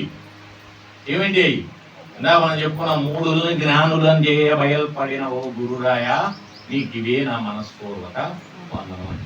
మన మూఢుడు అంటే దైవ జ్ఞానం తెలియనటువంటి వాడు, మూర్ఖుడు అంటే ప్రపంచ జ్ఞానం తెలియనటువంటి వాడు. అందుకే భగవద్గీతలో చెప్తాడనమాట, ఏ జ్ఞానమును తెలుసుకున్న తరువాత మరి ఒకటి తెలియని అవసరం లేదు, అట్టి జ్ఞానము నీకు నేను విజ్ఞాన సహితంగా ఇప్పుడు చెప్తున్నాను అర్జున. ఇది తెలుసుకున్న తర్వాత నువ్వు ఏది తెలుసుకోవాల్సిన అవసరం లేదు. ఎందుకని జ్ఞానంలన్నింటిలో కల్లా పెద్దది ఏది? ఆ జ్ఞానం ఇప్పుడు నీకు నేను చెబుతున్నాను. బ్రహ్మ విద్యలో భగవంతుడు చెప్పినటువంటి జ్ఞానం అది. అంటే దైవ జ్ఞానం. అక్కడ చెప్పింది ప్రపంచ విషయం కాదు, శరీర పరిధి లోపలే చెప్పాడు ఆయన. అది సంపూర్ణమైన దైవికమైన జ్ఞానం. అంటే జ్ఞానం రెండు రకాలుగా ఉంది, ఒకటి ప్రపంచ జ్ఞానం, రెండు దైవ జ్ఞానం. ప్రపంచ జ్ఞానాన్ని ఏమన్నారు? ఇంగిత జ్ఞానం అన్నారు. దైవ జ్ఞానాన్ని హిందూ జ్ఞానం అన్నారు. అందుకే చంద్రుడిని హిందువు అని కూడా అన్నారు, సోమవారాన్ని హిందూ వారం అని కూడా అన్నారు. అంటే దైవ జ్ఞానం అనేది హిందూ జ్ఞానం. ఇప్పుడు మనము ఇక్కడ కాల్చుకునేది ఏంటి? ఇప్పుడు 5 ఇంద్రియాల ద్వారా వచ్చే ప్రపంచ సంబంధించిన జ్ఞానాన్ని కాల్చుకునేది. ఇది ఆకలి అనుకున్నాం, ఇది ఈకలి అన్నాం. లేదా భగవంతుడు ఇది ద్రవ్య యజ్ఞం అని చెప్పాడు, ఇది జ్ఞాన యజ్ఞం అన్నాడు. జ్ఞాన యజ్ఞం అంటే, జ్ఞానం అంటే మనకి దైవ జ్ఞానమే గుర్తొస్తుంటది ఎందుకంటే ఎక్కువగా. కానీ ఇక్కడ కాల్చుకునేది ఏది? ప్రపంచ జ్ఞానం. 5 ఇంద్రియాల ద్వారా, కంటి ద్వారా చూడటం వల్ల ఒక విషయం పట్ల ఆసక్తి కలగవచ్చు, చెవుడి ద్వారా ఒక శబ్ద రూపం వినటం వల్ల ఆసక్తి కలగవచ్చు, నాలుగు రుచి వల్ల కలగవచ్చు, స్పర్శ వల్ల కలగవచ్చు, ముక్కు వాసన వల్ల కలగవచ్చు. మీరు పుష్పాలలో కొన్ని సుగంధభరితంగా ఉన్నాయి, లేకపోతే అది నాలుగు ఏం రుచిగా ఉంది, ఎంత కాస్ట్ అయితే తినాలి. మొన్న పేపర్లు ఇచ్చాడు, మామిడికాయలు ₹1,00,000 పైన అంట. అది ఏదో ఒక స్పెషల్. అంటే ఆ నాలుగు రుచికే కదా అది. అంటే దానిలో పోషక విలువలు ఉంటాయి, అవి ఉంటాయి. ఇక్కడ ఒకటి రాసుకొని వచ్చామనేది తెలియనప్పుడు ఏది అందాలో ఇవే పోషక విలువలు. అంటే ఒకే టాబ్లెట్ వేసుకున్నా ఒక 5 రోజులు జ్వరం బాధించింది స్వామివారు చెప్తారు. ఒక ప్రారంభం ప్రకారమే కదా మనకి ఎప్పుడు ఏది లభించాలో కూడా. అయినప్పటికీ ఈ నాలుగు రుచి గేటు ఒకటి పెట్టాడు కాబట్టి ఈ గేటుకి మనకి రుచికి అక్కడ బదులు అవుతాం. దీని నుంచి కానీ చూపు ద్వారా కానీ ఒక దృశ్యం చూస్తాం, కారు చాలా బాగుంది, అది 1,00,000 కోటైనా కారు కొనాల్సిందే. అంటే దీని ద్వారా కలిగేదే కదా, చూపు ద్వారా. అంటే 5 ఇంద్రియాల ద్వారా మనకి ప్రపంచ సంబంధించిన విషయాలు తెలుస్తున్నాయి. దీన్ని విషయము అన్నారు. ఈ పదం విషము నుంచి వచ్చిందని చెప్పారు స్వామివారు. విషము నుంచే విషయము వచ్చింది. విషము శరీరాన్ని బాధిస్తే విషయము జీవుని బాధిస్తూ ఉంది తలలో అని. ఈ విషయ బాధలకు ఏమవసరం? స్వచ్ఛమైన దైవ జ్ఞానం అవసరం. జ్ఞానం, దైవ జ్ఞానము ఈ 5 ఇంద్రియాల ద్వారా వచ్చేటువంటి విషయాల్ని, విషయ చింతనల్ని కాల్చివేసినప్పుడు ఇక్కడ జ్ఞాన యజ్ఞం జరిగింది. కాబట్టి అమ్మాయి ఏం గుర్తు చేస్తుంది? అమ్మ ఆకలి అన్నప్పుడు ఇంకా వాళ్ళ అమ్మకు కూడా గుర్తు రావాలి. ఏమని? ఒక అమ్మాయి ఇక్కడ ఆకలి గుర్తు చేస్తుంది, ఇక్కడ కూడా మనకు ఒక కలిగి ఉంది కదా, నాశనం చేసుకోవాల్సింది. కర్మ అనేది ఒకటి ఉంది కదా, ఈ విషయ చింతన వల్లనే కదా అదంతా వస్తుంది. దాన్ని లేకుండా చేసుకుంటే కొంత జ్ఞానాన్ని సంపాదించి జ్ఞానయుక్తంగా జీవించి జ్ఞానాచరణ చేయాలి కదా. అంటే ఈ కలిని మాత్రం సక్రమంగా ఉదయం టిఫిన్ చేసాం, మధ్యాహ్నం మీల్ చేసాం, మధ్యలో స్నాక్స్ తీసుకున్నాం, రాత్రి కూడా మళ్ళీ భోజనం చేసాం. ఈ కలిని సక్రమంగానే అందరూ చేస్తున్నారు. ఆయన చేపిస్తున్నాడు, చేసేది ఆయనే లోపలుండి. ఇది జీవుడికి అవసరమైంది. ఇది శ్రద్ధ పెడితేనే జరిగింది. శ్రద్ధవాన్ లభతే జ్ఞాన అన్నది. ఆ మధ్య ఏదో అంటే స్వామివారు కూడా కొంత హాస్యంగా మన జ్ఞానము ఆయన అనుసరిస్తూనే మాట్లాడుకుంటే, ఏదో మాట్లాడుతుంటే పెదరాయిడ్ సినిమా అనుకుంటే గుర్తొచ్చింది. ఇవన్నీ పెరగాలి అనుకోండి, మొక్కలు మన ఫలాలు వృక్షాలు ఇవి పెంచాలంటే వాటికి చాలా పోషణ చేయాలి కదా.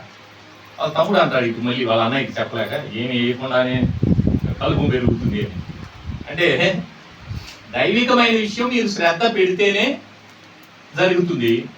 మీరు శ్రద్ధ పెట్టినా పెట్టకపోయినా కర్మ సంబంధమైన విషయాలు మీకు ఎప్పుడు కూడా, ఎప్పుడు ఏది చూడాలో, ఏది వినాలో, ఏది మిమ్మల్ని బాధించాలో, ఏది మిమ్మల్ని ఆకర్షించాలో సర్వము ప్రకృతి జైర్గుణై అంటాడు. నహీ క్షణమపి ఖర్చు జాతుష్ఠతే కర్మకృత్ కార్యతే అవశ్య కర్మ అన్నాడు.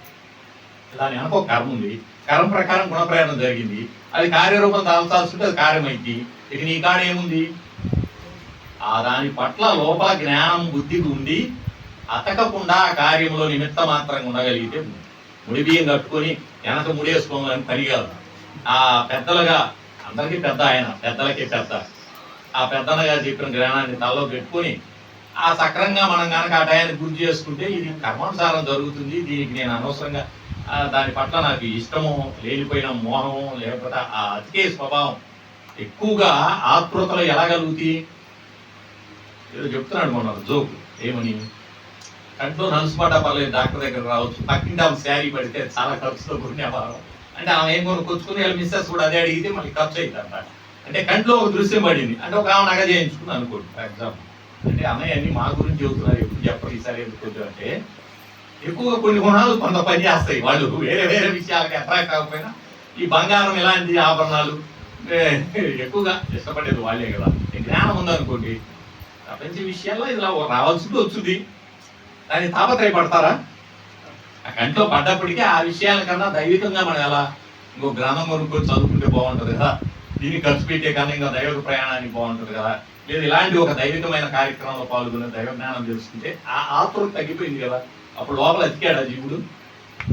అందువలన ఇక్కడ ఒక యజ్ఞం ఒక కలి ఉంది అని చిన్నపిల్లలంట ఆకలి ఆకలి అంటారట. ఇదేమో ఈ కలి, ఇది ఈ కలి అంటే ఎందుకు అట్లా అన్నారని చెప్పారు స్వామి వారు.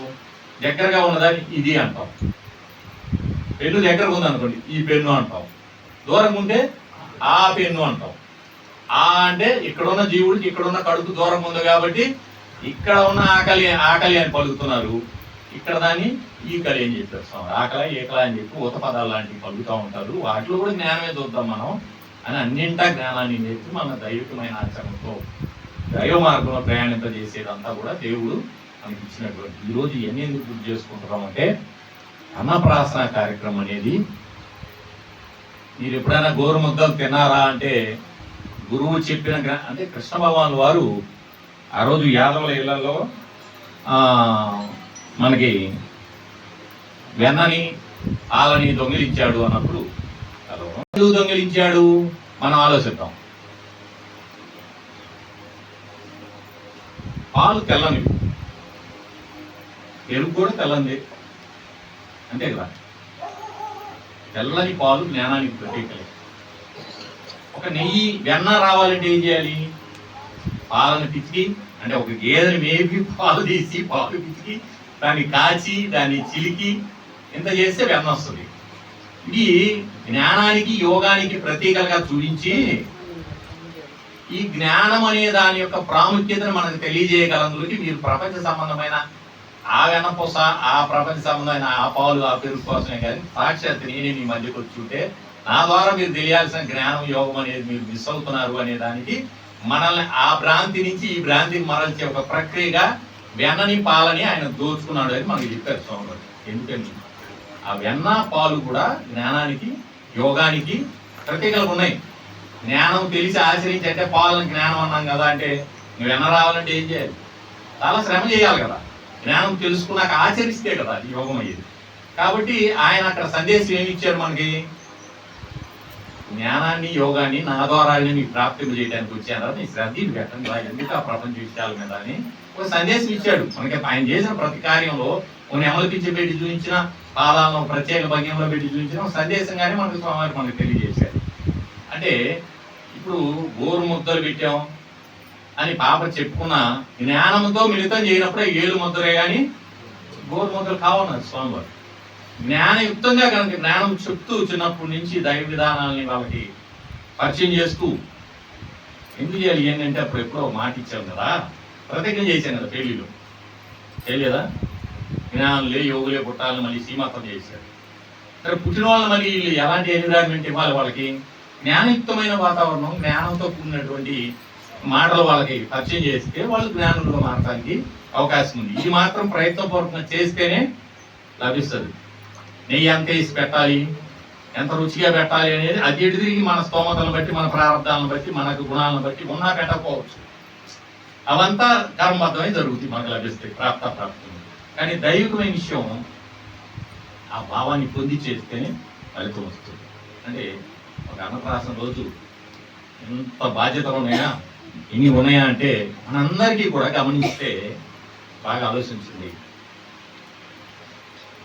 ఒక పిల్లవాడిని పాపని పెంచడం కోసం తల్లిదండ్రులు చాలా కష్టపడుతూ ఉన్నారు. ప్రపంచ విధానంలో చూస్తే ఒక వ్యక్తి మొన్న ప్రపంచంలో ఒక వీడియో చూశాము, జపనీస్కు సంబంధించిన వీడియో. ఆ పాప బస్సులో వెళ్తా ఉంది స్కూల్కి, వాళ్ళ నాన్న ఎండలో ఆ బండి లాగుతూ ఉన్నాడు. అది పెద్ద సెంటిమెంట్గా ఆయన ఎండ మాడిపోతా ఉంది, చాలా లోడ్ వేసుకున్నాడు. అంటే అంత కష్టపడతాడు, అలా కష్టపడి సంపాదిస్తేనే నా కుటుంబం నడుస్తుందని ఆ పాప తెలియదు. ఆ పాప చూసి కిటికీలోంచి, అంటే ఆ బస్సులో అది ఒక వీడియో వచ్చింది, నేను చూసాము. అంటే ప్రపంచ సంబంధమైన ఈ సెంటిమెంట్స్ నానా అని ఆ మధ్యకాలంలో పాట వస్తే పాపం తనికల బెర్నయ్య గారు వీళ్ళంతా నాన్న ఎందుకు వెనకబడ్డాడంటే మన కళలకు చెమర్చి నాన్న ఇంత బాధ్యతాయుతమైన ఇది బ్యాక్ బోన్ గా ఉండి మనల్ని నడిపిస్తున్నాడా అని అప్పుడు ఆ క్షణం మనకు గుర్తొచ్చి, అంటే నీతి న్యాయం మనిషిని ఇన్స్పైర్ చేసింది. కానీ ఆ నీతి న్యాయం మనకు అందటం, మనం మారటం కరంబద్దమే. కానీ ఎప్పటికీ చలమలాగా, ఎప్పటికి ఎందుకని అది అక్షయమైనది. ఏమన్నారు ఆయన, క్షయమైన ఆహారం కొరకు నా వద్దకు రావద్దు, అక్షయమైన ఆహారం కొరకేనండి. నేను ఇచ్చేది మీకు ఎప్పటికీ జీవజాలగా ఉంటుంది, అది ఎప్పటికీ దబ్బెకి కానివ్వదు. ఆ పిల్లలకు మీరు జ్ఞానం దొరికారనుకో, ఎక్కడున్నా ఏం చదువుతున్నా ఎంత దూరానున్నా ఆ జ్ఞానం వాళ్ళకి గుర్తొచ్చింది. ఆ 10 మంది చెత్త విషయాల్లోకి వెళ్ళినప్పుడు కూడా దైవికమైన వ్యక్తి అక్కడికి వెళ్ళలేదు. ఎందుకంటే వాళ్ళ తలలో దైవం పట్ల ఉండే నిబద్ధత అలాంటిది. కాబట్టి అన్నిటికన్నా గొప్ప ఆస్తి ఏది, విలువైనది అని మనం కనుక ఆలోచించగలిగితే ప్రపంచ జ్ఞానంతో సమానమైన నహి జ్ఞానేన సదృశ్యం పవిత్రం ఇద విద్యతే అన్నాడు. ఏ చదువు చదివినా, ఎంత పెద్ద విద్య చేసినా ఈ దాని ముందు ఇవన్నీ కూడా పోల్చదగినవి కాదు. కాబట్టి బాధ్యతను ఇన్నిసార్లు ఎందుకు గుర్తు చేసుకుంటాం అంటే ఒక జ్ఞానిగా పెంచుతాం. ఫర్ ఎగ్జాంపుల్ ఇప్పుడు ఆయన ఒక డాక్టర్ చదువుకుంటున్నాడు. రోజు నేను అక్కడ ఆయన కాలేజీ దగ్గర ఉండి, అబ్బాయి నువ్వు మంచిగా ఉండు, జాగ్రత్తగా ఉండు, పైకి మళ్ళీ ఒకరితో స్నేహాలు చేయబోక నేను రోజు చెబితే ఆయన ఉంటాడా? దేవుని జ్ఞానం ఆయన తల్లో ఉంటే, ఇంత జ్ఞానాన్ని తల్లో పెట్టుకుని ఒక ముద్రధారం చేసి దేవుని విధానం నిబద్ధతతో ఉండి ఆ పనికి మాలిన విషయాల్లోకి నేను పోకూడదు కదా అని తనకు లోపల బుద్ధికి ఆయన అందించి నిలబెట్టాడు. అందువల్ల జ్ఞానం ఇన్ని రకాలుగా మనకి కానరాని ఉపయోగం చేస్తుంది. అంటే జ్ఞానాన్ని తెలుసుకున్న వ్యక్తి చెడని పదార్థం. ఎక్కడున్నా ఎంతటి పరిస్థితుల్లో ఉన్నా జ్ఞానమే మనిషిని నిలబెట్టుకుంది. కాబట్టి దైవ జ్ఞానం కోసమే పెద్దపీట వేసి పూర్వం పెద్దలు వారి యొక్క ప్రతి ఒక్క సాంప్రదాయంలో జ్ఞానాన్ని గుర్తు చేశారు. కానీ మనం ఏమైపోయాం, ప్రపంచ సంబంధమైన విషయాల్లో మనం మిస్ అవుతున్నాం. అవన్నీ కర్మబద్ధం. ఇంకా చెప్తున్నాం, ఎప్పుడైతే జ్ఞానం ధర్మం మనిషికి తెలియబడుతుందో నీతి న్యాయంలో కూడా అత్యున్నతంగా ఉండగలుగుతాడు, తనకు తానే బుద్ధుడవుతాడు. ప్రతి క్షణం నన్ను లోపల నుండి తీర్పు తీర్చేటువంటి ఒక దైవం నా లోపలే ఉందని తెలిసిన వ్యక్తి తప్పు చేయగలుగుతాడా? చెడ్డ ఆలోచన చేయగలుగుతాడా? కనీసం వాటిని దైవికంగా ఎప్పుడు కర్మలో కూడా వాడికి వస్తున్నాయి. అసూయను పొందగలదా? ద్వేషాన్ని పొందగలదా? అది ఏదున్నా ఒకవేళ వాడు నన్ను ఒకవేళ శత్రువుగా ఆడు భావించినా అది కూడా దేవుడు ఆజ్ఞ లేదు, మనకేమి వనగవద్దు కదా, ఏం చేయాలన్నా అనేది ప్రతి చోట గుర్తొచ్చేది చలంలాగా. చలం అంటే ఏంటి? ఎంత తోడినా నిండుతానే ఉంటుంది. మనలో కూడా ఒక ఆయన అందుకే చెబుతారు, దప్పి గోలని జీవ జలాన్ని ఇస్తాను నేను. మీరు మామూలు ఆహారం ఏముంది, ఆయన ఇచ్చే రొట్టె చేప కాసేపుగా అరిగిపోతుంది. కానీ ఎప్పటికీ మనలో నిలిచి ఉండే ఓట ఏది? జ్ఞానపు ఓట. ఆ ఓటని ఇవ్వటానికి ఆయన భూమి మీదకి వస్తానని చెప్పాడు. ఆ వచ్చిన ప్రతిసారి ఏం చెబుతాడు? శరీర అంతర్గతమైన జ్ఞానం చెబుతాడు. శరీరం దాటిపోయే జ్ఞానం ఆయన ఎక్కడ మనకి ఇవ్వాల. ఆ జ్ఞానాన్ని ఎవరైతే తలం దాల్చి ముందుకెళ్తాడో, ఆ జ్ఞానాన్ని కొరకు చివరి వరకు ఎవరైతే నిలబడగలుగుతాడో వాడు దైవానికి దగ్గర అవుతాడు. కాబట్టి మనం ఎవరిని శరణం చూచి ఎవరిని ఆశ్రయించి చేసుకోవాలి అంటే తస్మా సర్వేషు కార్యేషు మా అనుస్మర యుజ్యచం అయ్యర్పిత మనోబుద్ధి అంటాడు అక్షర పరబ్రహ్మ యోగంలో. ప్రతి క్షణం ఆ దైవం చెప్పిన జ్ఞానానికి, ఆయన చెప్పిన ఆచరణకి అనన్య చింత ఎంతో మా ఏ జనాభు పర్యపాశుతే అని కూడా చెప్తాడు రాజవిద్యరాజపుత్రంలో. అన్య చింత లేకుండా ఎవడైతే ప్రతి క్షణం నన్నే అనుకుంటున్నాడో, నన్నే తలుసుకున్నాడో అటు వారి యోగక్షేమాన్ని చూస్తాను. వాడు యోగ మార్గం నుంచి తప్పిపోకుండా ఆ బుద్ధికి ఎవరు అందించాలి? అప్పుడు అందిస్తాడు లోపల నుంచి. ఆడంతా కర్మబద్ధుడు, వాడు చెత్త, వాడు పోయి అక్కడ ఏదో గంజాయి తాగుతున్నాడు, వాడు అక్కడ పోయి ఇంకొక ఆల్కాలు తీసుకుంటున్నాడు. ఇంత దైవ జ్ఞానం నా తండ్రి లోపల ఉన్నప్పుడు అది ఆత్మద్రోహం నా తండ్రి చెప్పినప్పుడు నేను చేయను కదా, నిబద్ధుడు అంటే ఆయన శక్తిని ఇస్తాడు లోపల. మళ్ళీ ఏంటి జ్ఞానం వల్ల మనకు ఉపయోగం అంటే లోపల నుంచి ఆయనే చెబుతాడు, ఆ దాన్ని ఎవడైతే ఒప్పుకున్నాడో నిలబెడతాడు. అది కరెక్ట్ కాదు అంటే ఆ శక్తిని ఇస్తాడు. ఆయన రాసిన విధానానికి నేను బద్ధునైనప్పుడు ఆయన నిలబెట్టాల్సింది ఎవరు? ఆయనే. కాబట్టి జ్ఞానయుక్తమైన జీవితాన్ని గడపడానికి మన ప్రతి ఒక్క అంశంలో కూడా జ్ఞానాన్ని నింపుకొని, అది కూడా కేవలం మనం ఇప్పుడు కాసేపు మాట్లాడుకున్నాం. ఈ అంశం విన్నప్పుడు చిన్ననాటి నుంచి జ్ఞానులుగా పెరగాలనే కదా పెద్దలు ఇవన్నీ పెట్టింది అని అనిపించింది. కానీ ఆ ప్రయత్నాన్ని ముందుకు తీసుకెళ్ళాలి మనం. ప్రతి అంశంలో కూడా, ప్రతి సందర్భంలో కూడా మనము ఈ ప్రపంచ సంబంధం ఇది జరగాల్సింది జరుగుతుంది, నాకు ఇది అతి ముఖ్యం, నాకు దైవంతో కూడినటువంటి ప్రయాణమే నాకు అవసరం. ఎందుకని? సృష్టి ఆది నుంచి ఎన్ని జన్మలు ఎత్తాం. జీవో దేవో సనాతన అని మమై వంశే జీవలోకో జీవభూతో సనాతన అంటాడు భగవద్గీతలో. మమై వంశే, మీరు నాది ఆ వంశం, నాది ఈ వంశం, నాది అంత పెద్ద, నాది ఎంత పెద్ద, మా తాత తండ్రి అన్న అందరు నా యొక్క అంశలే అన్నాడు. ఆయన అంశమై మరి మనం ఏమయ్యాం? ఈ ప్రకృతిలోకి వచ్చి ప్రకృతి జనితమైన అనేక విషయాలకి ఇది మర్చిపోయి దీనికోసం కోటి విద్యలు కూటి కొరకే ఒక పెద్ద వాక్యం, ముక్తి కొరకు 3 విద్యలు అని ఆయన చెప్పిన దాకా మనకు గుర్తు లేదు. అంటే కదా జరిగింది. ఆ రెండోది అసలు మనకి వాక్యం ఉన్నదే మనకు తెలియలా. ఆ రెండోది తెలియజేసేవి సాంప్రదాయాలు, ఆ రెండింటి వాటిని గుర్తు చేసేవే ప్రతిదీ కూడా ఈ మనిషి జీవితంలో ఆచరణీయంగా పెట్టినటువంటి ఈ కార్యాలు. కాబట్టి ప్రతి ఒక్కరూ దైవ విధానంలో మన జీవితాన్ని, అందుకే జ్ఞానులతో వాదించు జ్ఞానమే వస్తుంది, అజ్ఞానులతో వాదిస్తే ఏమవుతుంది? మనం కూడా గుణాలు అవ్వాలి, అంతే కదా. దైవ సమూహాన్ని ఏర్పరిచి దైవికమైన జీవితాన్ని గడిపి దేవుడికి దగ్గర చేయాలనే ప్రక్రియతోటి ఈరోజు మనం ఆ పాపకి జ్ఞానాభివృద్ధి వస్తుందని దీవిస్తాం. ఆకాంక్షలు నెరవేరుతాయి. స్వామి చెప్తారు, నీకు శుభాకాంక్షలు చెప్తున్నాను అంటే నీకు కూడా శుభాకాంక్షలు చెప్తున్నాను. శుభం జరగాలని ఆకాంక్షలు. ఏం శుభం జరగాలి? శుభకరమైనది, మోక్షకరమైనది, మంగళకరమైనది ఆయన జ్ఞానం తప్పకే ఉందా? దానికి మనం కలగాలని కోరుకున్నట్లయితే తప్పకుండా అది నెరవేరుతాయి. కాబట్టి ఒక ప్రయత్నపూర్వకంగా జ్ఞానుల సమక్షంలో జీవితాన్ని పండించుకోవడానికి పెద్దలు ఇచ్చిన ఈ అవకాశాన్ని సద్వినియోగం చేసుకుంటూ, అంటే మేము ఎక్కువ సమయం తీసుకున్నాం అనుకోండి, మళ్ళా అన్నయ్య ఒకటే మీద ఇవాళంతా జ్ఞానం కొద్దిగా సింపుల్గా అక్కడ కాన్సెప్ట్ ఏమిటి అనేది మనం తెలుసుకోగలిగితే భౌతికమైన ఆహారాన్ని పరిచయం చేసే ఈ ప్రక్రియలో అభౌతికమైన జ్ఞానాన్ని కూడా వాళ్ళకి అందించి జ్ఞానయుక్తమైన జీవితాల వైపు వాళ్ళు ప్రయాణింపజేయాలి. బాధ్యత తల్లికి, తండ్రికి, జ్ఞానమామకి, జ్ఞాన సమూహానికి, కుటుంబానికి అందరూ జ్ఞానం లేరనుకోండి, ఇంకేముందా ఇబ్బంది? ఎంత బాగుంటుంది ఆ సమాజం. సోమవారు ఆకాంక్షించినదే జ్ఞానము యుక్తమైనటువంటి వ్యక్తులతో జ్ఞానయుక్తమైన విధానంలో ప్రయాణించడం ఆనందదాయకం. ఎందుకంటే మనం ఏమనుకుంటున్నాం? ఆత్మ బంధువులు. బంధువు అంటే బంధించేవాడు. శరీర బంధువులు అంటే మరలా మన జన్మలకు తీసుకెళ్లి శరీరాలకు తగిలిచ్చేవాడే, అంతే కదా. మరి బావ, బామంటే, అన్న చెల్లెళ్ళు, అక్క తమ్ముడు, అన్న తల్లి తండ్రి అందరూ శరీర బంధువులు. ఈ మోహ గుణం వలనో, ప్రేమ గుణం వలనో, వీటి వల్ల మళ్ళీ మనం ఎటు వెళ్తున్నాం? శరీరాలు తగిలించుకునే వైపు వెళ్తాం. ఆత్మ బంధువు అంటే అలా ఆత్మ జ్ఞానాన్ని గుర్తు చేసి ఆత్మ వైపుకు బంధించేవాడు. మన ఆత్మ బంధువు అసలు లోపల ఆయన. కానీ ఆయన మళ్ళీ గుర్తు చేయడానికి బయట అప్పుడప్పుడు ఆయన వస్తాడు. ఎప్పుడెప్పుడు గుర్తు చేయాలనో అప్పుడప్పుడు వచ్చి మళ్ళీ ఏం చెబుతాడంట? క్షేత్రము, జ్ఞానము, జ్ఞేయము అంతా చెప్పి నా భక్తులైన వాడికి సక్రంగా అర్థమైంది. మద్భక్త ఏతద్ విజ్ఞాయ మద్భావ యోపపద్యతే. దాన్ని సక్రంగా తెలుసుకుని ఆచరిస్తాడు. విజ్ఞానము వేరు, జ్ఞానం వేరు. విజ్ఞానం అంటే జ్ఞానమును నీకు విజ్ఞాన సహితంగా విస్తమనట్టు అట్టి తెలుగులు ఎలా శుభమును నిన్ను బాయు అంటాడు రాజు విజయరాజు. విజ్ఞాన సహితంగా అంటే ఆచరణీయంగా మనలో జీవితంలో పొందుపరుచుకునేలాగా. అశ్రద్ధ దాన పురుష ధర్మశాస్య పరంతప అప్రాప్యపాం నివర్తంతే ముచ్చు సంసారవర్తిని అంటాడు. అదే భౌతిక. నెక్స్ట్ శ్లోకం అంటే ఇట్టి ధర్మమందు ఉత్కింతైన శ్రద్ధ వహించని మనుషుడు ఎన్నడికి నన్ను చేరలేక నడుతురు సంసార దుఃఖగతులైన త్రోవలందు.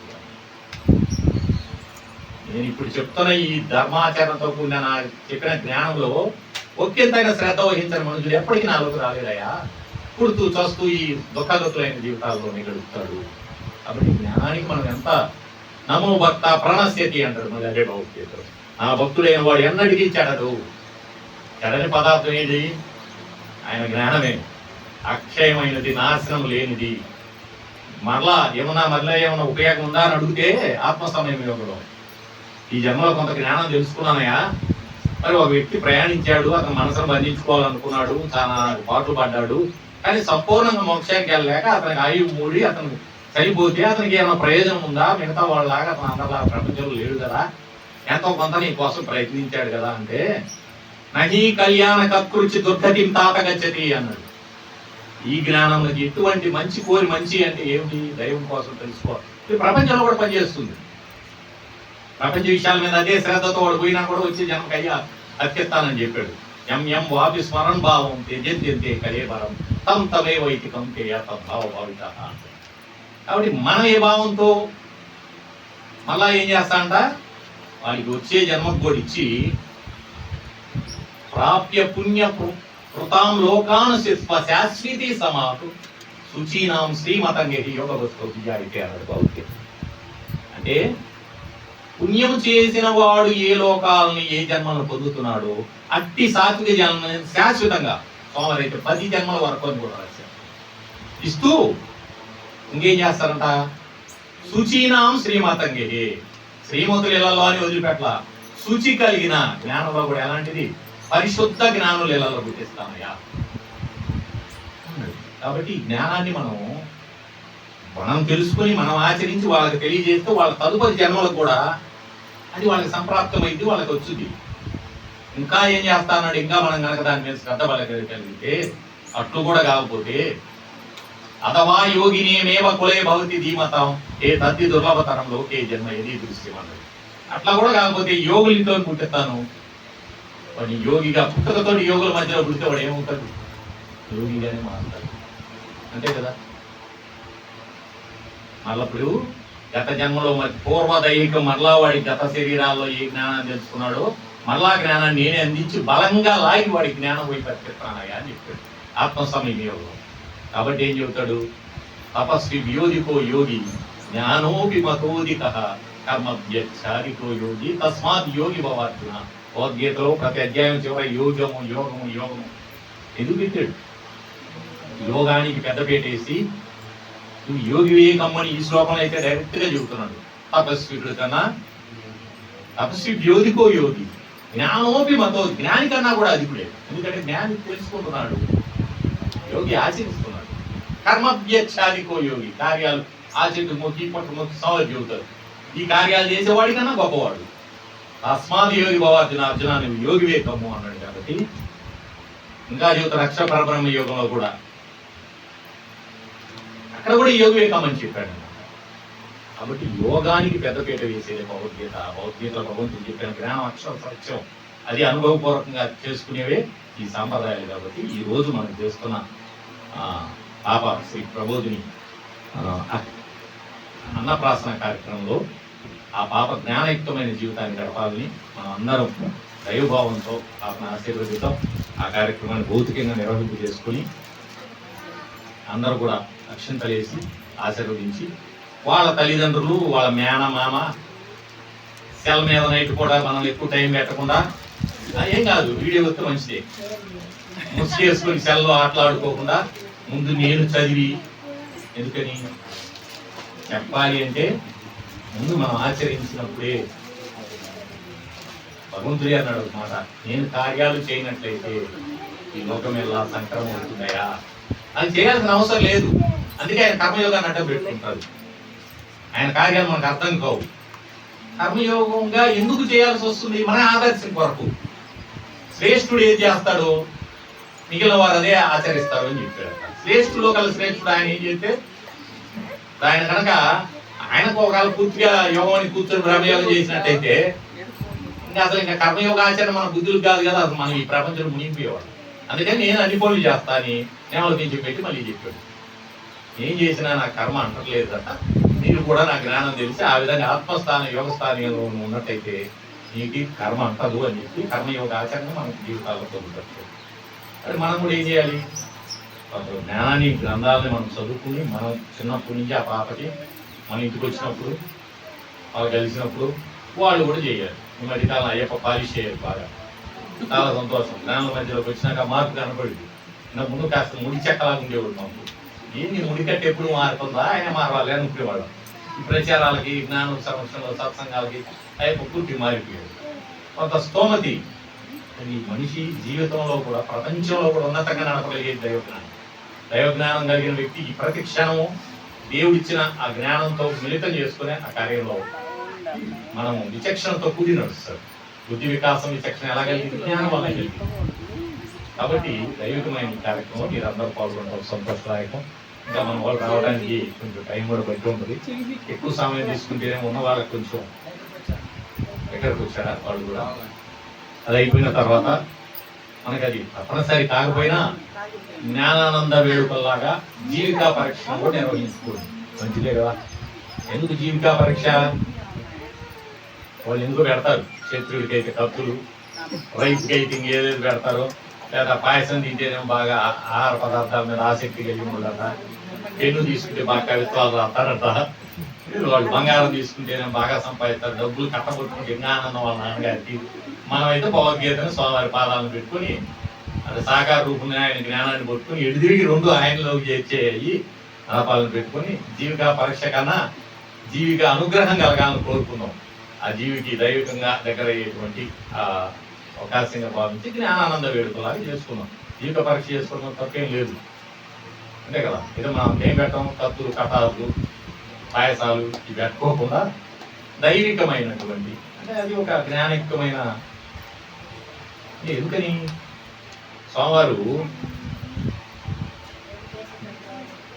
సరే ఈలోపు వేద ప్రసాదాలను మంచితే కొద్ది సేద తీర్చారు. మరలా మళ్ళీ మనం కొంత జ్ఞానయుక్తంగా ఈ కార్యక్రమాన్ని నిర్వహించుకున్నాం. రాజు ఏదో రాస్తున్నాడు ఆ కాల్పు మీద